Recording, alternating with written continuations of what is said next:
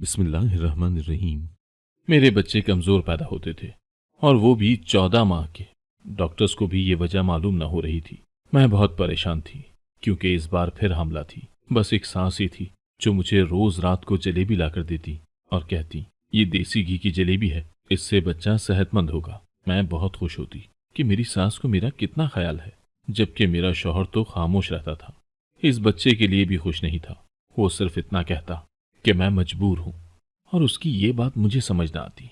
एक दिन मेरा दिल मतला रहा था, तभी वो जलेबी फ्रिज में रख दी और बिस्तर पर आकर लेट गई। अभी कुछ ही देर गुजरी थी जब मुझ पर कयामत टूट पड़ी, क्योंकि मुझे बेहोश समझकर मैं अस्पताल में एनआईसीयू के बाहर खड़ी ये सोच रही थी कि क्या मेरी जिंदगी सदा यूं ही गुजरेगी? क्या मुझे हमेशा औलाद का दुख ही सहना पड़ेगा?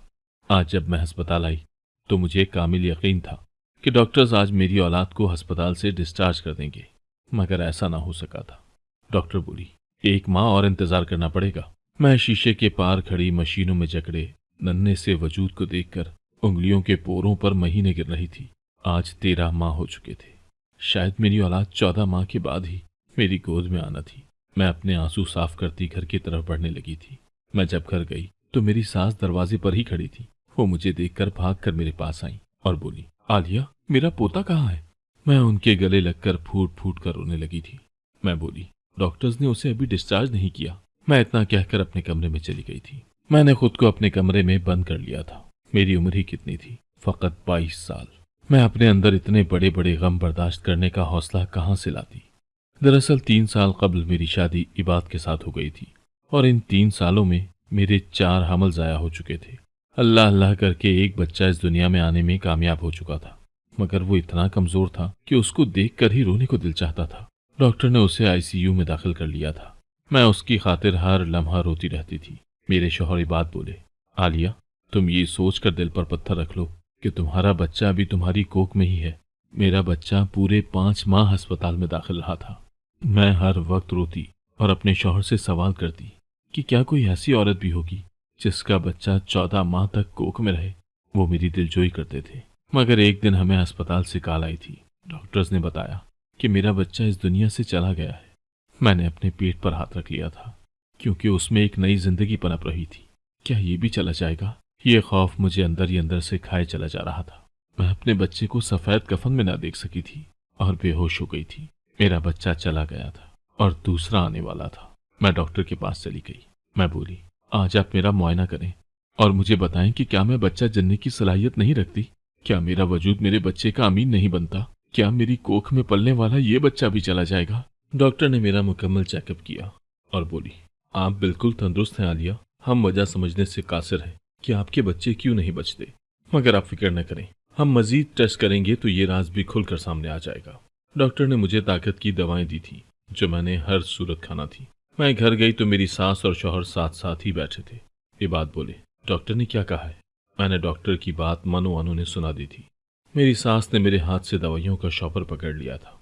वो कहने लगी, मुझे तो यही लगता है बहू कि तुमने दवाइयाँ खाने में एहतियात नहीं बरती। ये शॉपर मुझे पकड़ा दो, मैं तुम्हें दवाइयाँ दिया करूंगी। मेरी सास ने वो शॉपर मेरे शौहर को थमा दिया और बोली, मुझे समझा दो कि कौन सी गोली कब खिलानी है। इबाद ने मेरी सास की मुकम्मल रहनुमाई कर दी थी। वो जल्दी से उठी और पानी का गिलास ले आई। उन्होंने मुझे दवाइयाँ खिलाई। मेरा मुंह कड़वा हो गया तो वो जल्दी से देसी घी की बनी हुई जलेबियाँ ले आई। वो बोली, ये खा लो। मुझे जलेबी बहुत पसंद थी। मैं झट से खाने लगी। मेरी सास बोली, इबाद, तेरी बीवी बहुत कम उम्र है। इस उम्र में इतने हमल ज़ाया होने से औरत आधी नहीं रहती। ये तो शुक्र करो कि मैं इसे देसी घी की जलेबियाँ खिला देती हूँ, नहीं तो ये चलने फिरने से भी कासिर हो जाती। मैं दिल दिल में बहुत खुश होती कि चलो, मेरी सास तो मेरा ख्याल रखती है ना। वरना ऐसे हालात में अक्सर यही देखने में आया है कि सास अपनी बहू को चोटी से पकड़कर घर से ही निकाल देती है कि तू बच्चे पैदा करने की सलाहियत ही नहीं रखती। मेरा शौहर इबाद भी बहुत अच्छा था।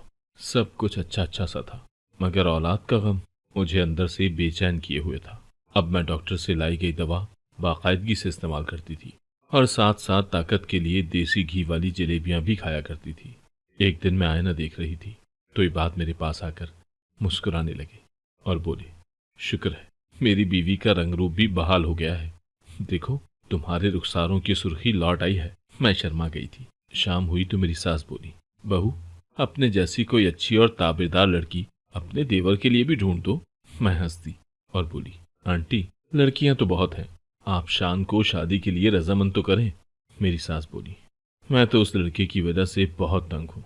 तुम्हारी काफी सुनता है शान, तुम उसे समझा कर तो देखो। मैं बोली, जी ठीक है, जब वो घर आएगा तो मैं उसे जरूर समझा दूंगी। मेरी सास ठीक ही कह रही थी। मेरा देवर मेरी हर बात मानता था।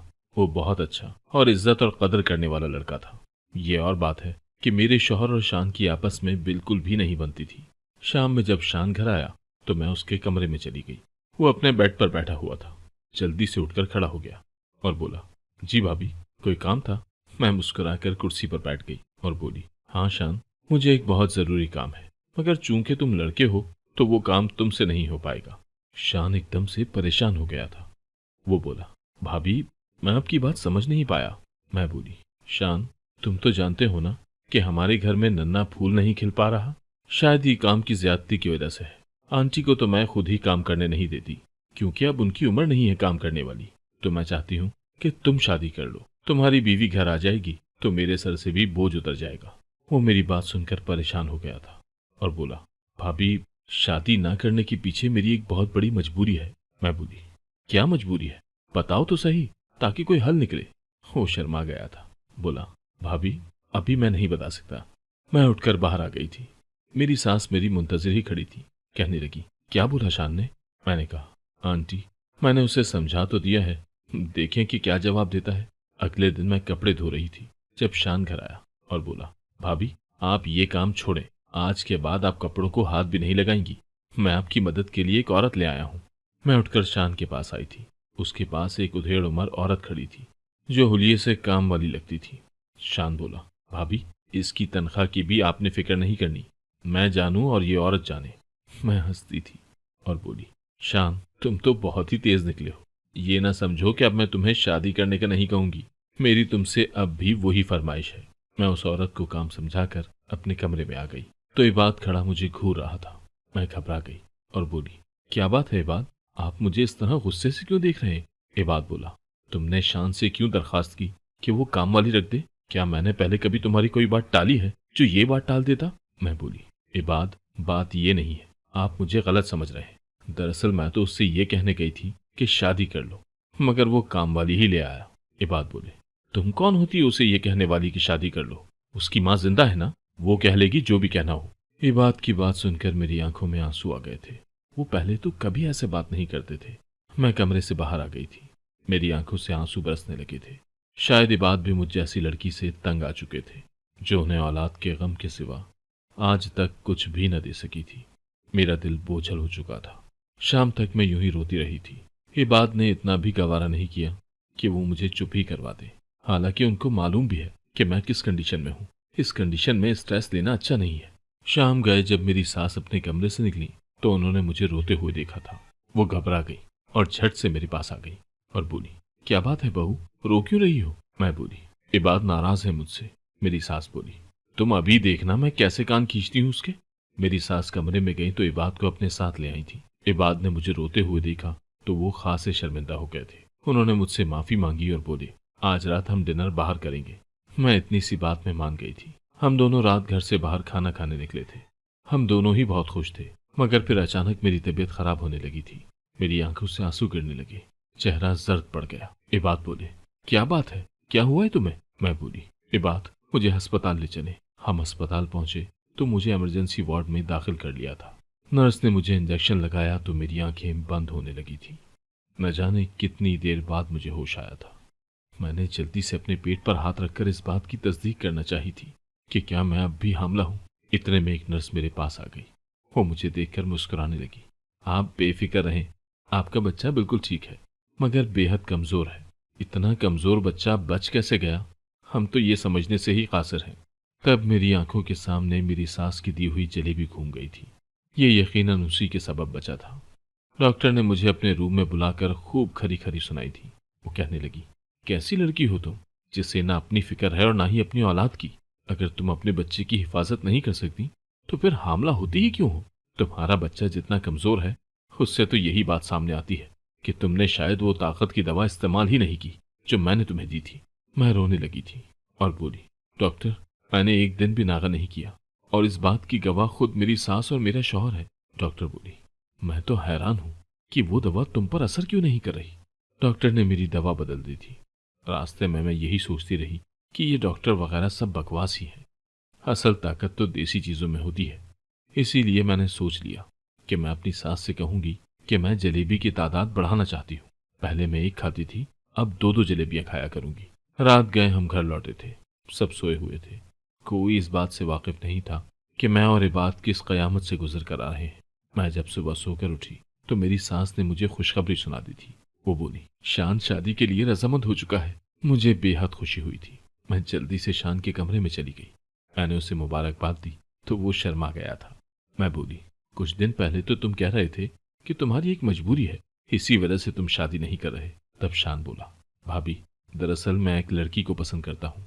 मैंने उससे वादा कर रखा था कि शादी उसी से करूंगा। जब मैंने उसे प्रपोज कर दिया तो वो बोली कि मैं भी शादी नहीं कर सकती क्योंकि मैं अपनी तालीम मुकम्मल करना चाहती हूँ। मेरे पास उसकी बात मानने के सिवा कोई और ऑप्शन नहीं था, इसीलिए मैंने हामी भर ली। अब अम्मी हर वक्त मुझे कहती रहती हैं कि शादी कर लो, तो मैंने तंग आकर उन्हें सारी हकीकत बता दी है। अम्मी बोली, तुम मेरी जिंदगी में ही शादी कर लो, और रही बात बहू की तालीम की, तो वो इस घर में भी तालीम मुकम्मल कर सकती है। मुझे कोई एतराज नहीं है। जब मैंने ये बात कशमाला को बताई तो वो इस शादी पर रजामंद हो गई है। मुझे ये सब सुनकर बेइंतहा खुशी हुई थी। बहुत जल्द मेरे घर भी देवरानी आने वाली थी। मैंने हर काम में बहुत बढ़ चढ़ कर हिस्सा लिया था। यो एक दिन कशमाला मेरी देवरानी बनकर घर में आ गई थी, मगर मुझे इस बात का बहुत अफसोस था कि वो शान जैसी नहीं थी। शान तो बहुत ही अच्छा और धीमे मिजाज का लड़का था, जबकि कशमाला काफी नकचड़ी थी। वो ज्यादातर वक्त अपने कमरे में ही गुजारती थी। मैं अब हर रोज दो दो जलेबियां खाती ताकि मेरा बच्चा तंदुरुस्त पैदा हो सके। उन्हीं दिनों मेरी सास ने मुझे खुशखबरी सुनाई कि कशमाला भी मां बनने वाली है। मैं बेइंतहा खुश हुई थी। मैं अपनी सास से बोली, आंटी, कशमाला को भी ताकत के लिए जलेबी दे दिया करें। मेरी सास बोली, खुदा ना खास्ता, वो कौन सा तुम्हारी तरह है, वो तो इस जलेबी के बगैर ही तंदुरुस्त बच्चा जनेगी। मुझे मेरी सास की बात ने बेचैन कर दिया था। आज से पहले तो उन्होंने कभी मेरे साथ ऐसी बात नहीं की थी। मेरा दिल भर आया था। मैं अपने कमरे में जा बैठी थी। शाम में जब इबाद काम से वापस आए तो मेरी तरफ मुस्कुरा कर देखने लगे और बोले, न जाने आज क्यों सूरज सवा नेज़े पर है। मैंने उन्हें सारी बात बता दी थी। वो बोले, परेशान होने वाली बात नहीं है। ऐसा अक्सर होता है कि सास दूसरी बहू के आ जाने के बाद पहली बहू को कम अहमियत देती है। तुम फिक्र मत करो, सब कुछ ठीक हो जाएगा। मैं बोली, इबाद, आंटी की बात ने मेरी बहुत दिल आजारी की है। वो भी परेशान दिखाई दे रहे थे, मगर मुझे हौसला देते रहे। मैं रात तक कमरे से बाहर ही ना निकली थी। तब मेरी सास ने काम वाली के हाथ मेरे लिए 2 जलेबियां भिजवा दी थी। उनकी उस हरकत ने मेरे दिल में गिरह डाल दी थी। क्या हुआ अगर मैं उनसे नाराज हो गई? वो मेरे कमरे में आकर मुझसे 2 बोल प्यार के तो बोल ही सकती थी। सब कुछ ठीक हो जाना था। खैर, अगले दिन मैं खुद ही कमरे से बाहर निकल आई। मेरी देवरानी सच संवर कर घर से बाहर निकल गई। वो सारा सारा दिन न जाने कहाँ रहती थी। शाम में घर वापस आई तो ऐसा लगता था कि उसकी तबीयत खराब सी है।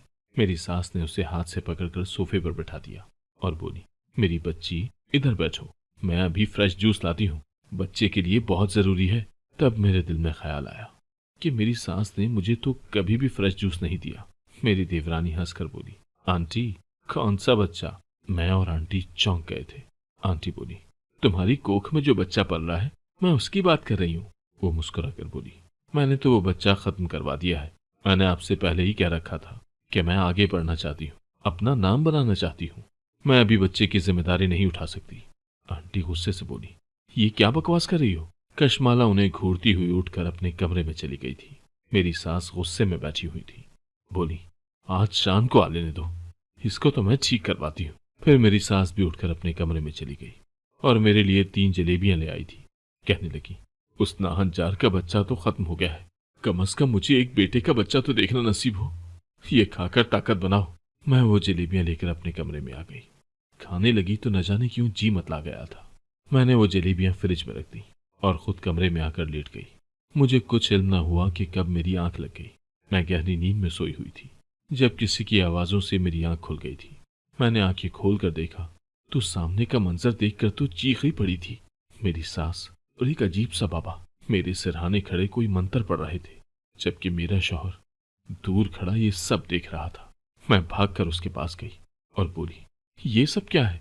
मेरे शौहर की आंखों में आंसू आ गए थे। वो कहने लगा, मैं मजबूर हूं। इतनी देर में कशमाला और शान भी मेरे कमरे में आ गए थे। मेरी सास कशमाला को देखकर बेहद परेशान हो गई थी। वो बोली, ये सब क्या है?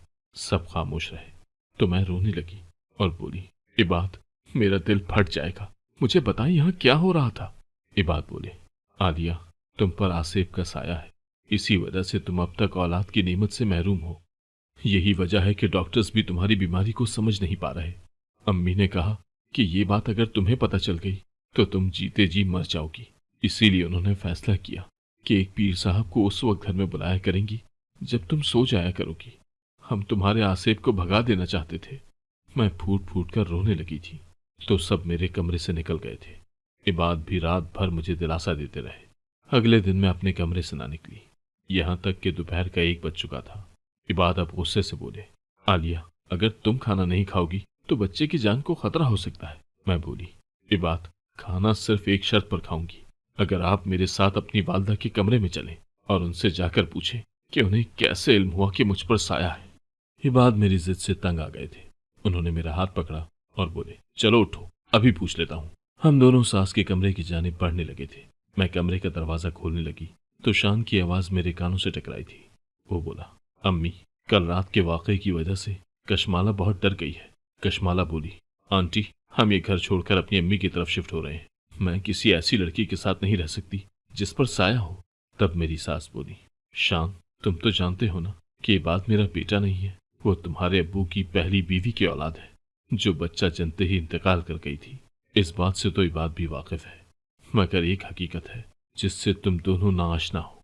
वो ये कि तुम्हारे अब्बू ने अपनी वसीयत में ये लिखा है कि मेरे दोनों बेटों में जो सबसे पहले बाप बनेगा, जायदाद का 70% हिस्सा उसको मिलेगा।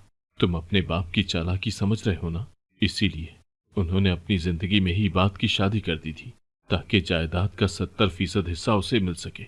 मैं तुम्हारे बाप की ये साजिश कामयाब नहीं होने दे सकती थी। मैं किसी तरह भी ये नहीं चाहती थी कि वो तुम पर बर्तरी हासिल करे। इसीलिए मैं उसकी बीवी को जलेबी में ऐसी दवा मिक्स करके खिलाती जिससे उसका बच्चा कमजोर होते होते मर जाता था। देखो, अब तक मैंने उसे औलाद नहीं होने दी। एक दिन इबाद बोला, अम्मी, आपकी जलेबी खाते ही आलिया सो क्यों जाती है? तो मैंने झूठ बोल दिया कि उस पर आसिफ का साया है, इसीलिए मैं उसे जलेबी में नींद की दवा देती हूँ। रात में आमिल आकर उसके आसिफ को भगा देगा। अगर आलिया को पता चल गया कि उस पर आसिफ है तो वो खौफ से ही मर जाएगी। तब शान की हैरत भरी आवाज सुनाई दी थी।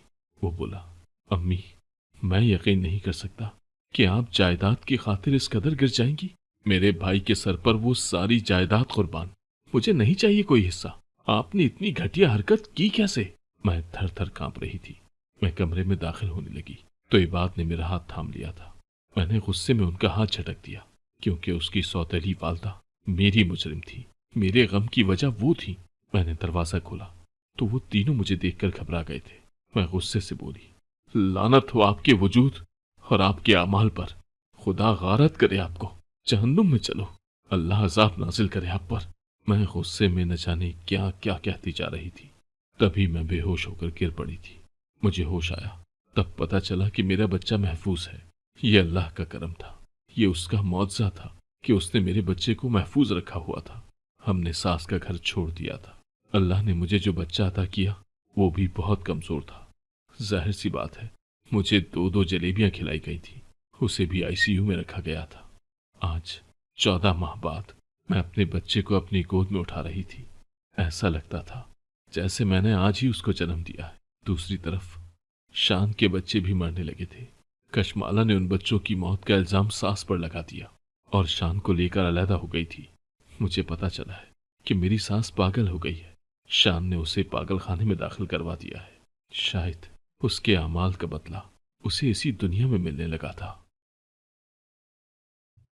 अगर आपको आज की कहानी पसंद आई है तो वीडियो को जरूर लाइक कीजिएगा और अपने दोस्तों के साथ भी शेयर कीजिएगा। और हाँ, अगर आपने अभी तक हमारा चैनल सब्सक्राइब नहीं किया तो जरूर सब्सक्राइब करें। मिलते हैं कल एक नई और दिलचस्प कहानी के साथ। अल्लाह हाफिज।